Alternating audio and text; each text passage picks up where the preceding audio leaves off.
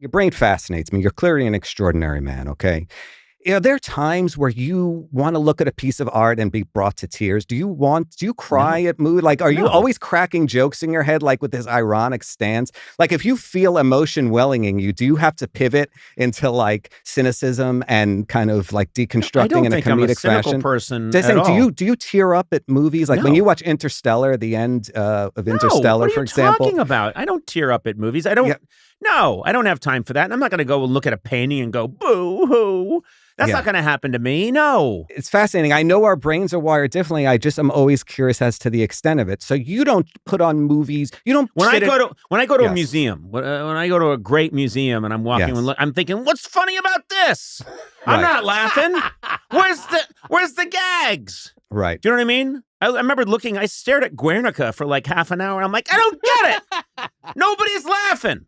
Right. And I've had that experience many times. I looked at Michelangelo's David. You probably have a very specific pronunciation for Michelangelo's David, don't you? Davide. Yeah.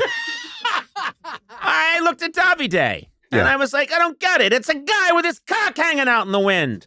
What's the big deal? Where's the laugharoos? That's me. What I'm saying is when you're alone and there's no audience, do you like, it's like late at night and you're watching like a movie like the end scene of Gladiator. Are you like cracking jokes in your head at completely inopportune times? He's dying and it looks like they put him on a skateboard. Okay. And they're dragging him around. Yeah, I know the shot you're talking about. Oh, yeah. He's got wheels on his back. Russell Crowe, he's a skateboard. Hey, they should put UPS boxes on him and use them to move packages around. That's how they could use the Gladiator.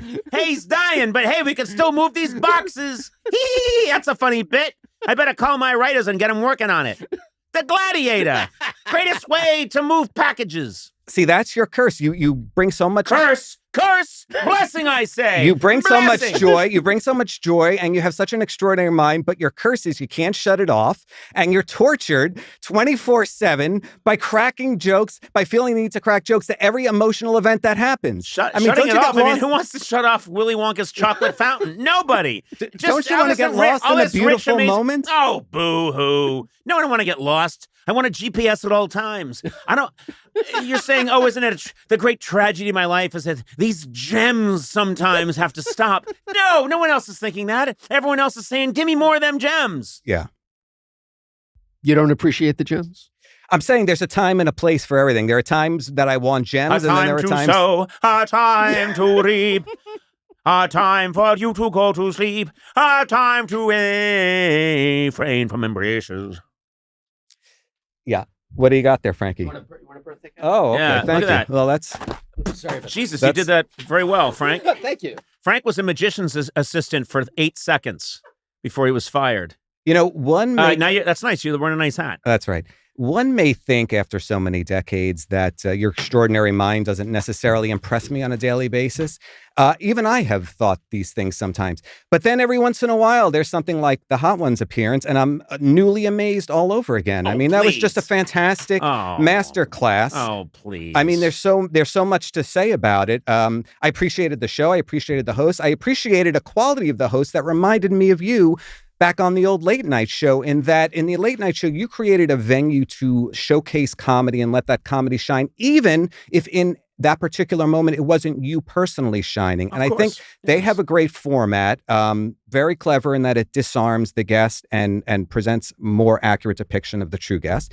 But they also, as much as their format, they're not rigid about their format, and they allowed you, they knew you came in with material. Your great strength was you were always there as much or as little as your guest needed you to be. So if you had someone like Martin Short and Tom Hanks that came with material, you knew when to shut up and kind of let them do their thing. And if you were with someone that needed some assistance, you were there to give some support. And I think it's kind of the same thing. He knew that you came with material, and he was happy to kind of let you run with it. This is a great sleep machine, by the way. No. First of all, I thought the host was great. The host was obviously well-researched, which has been discussed. First of all, this is a compliment. Yes. Now, when he drones on, but it's a compliment, I let him go. Yeah. Well, we have free time on this show. We can. This is free time.